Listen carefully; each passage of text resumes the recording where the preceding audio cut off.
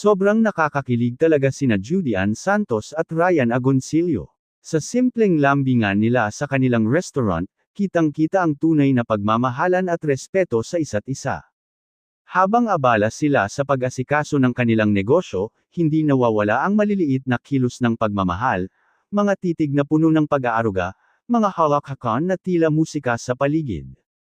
Nakakatuwang masaksihan kung paano nila na ipapamalas ang pagmamahalan hindi lang sa harap ng kamera, kundi pati sa likod nito, sa totoong buhay. Para silang best friends na hindi nagsasawang kiligin sa isa't isa, kahit matagal na silang magkasama. Pansin pa nga na sila ay nagkikipagkwentuhan at nakikipagkulitan sa kanilang mga customer na ikinatutuwa ng mga ito.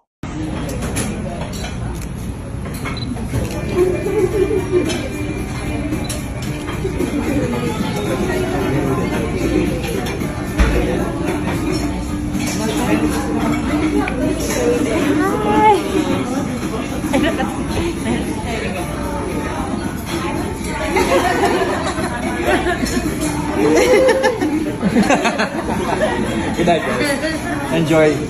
Thank you. It's a survival skill for you to learn these things. It's nice then to know how to cook with wood.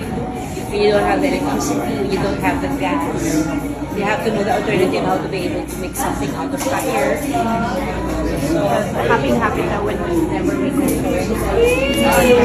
talaga siya. Sana na, baka masisinyong panlasa ng mga ibang dami.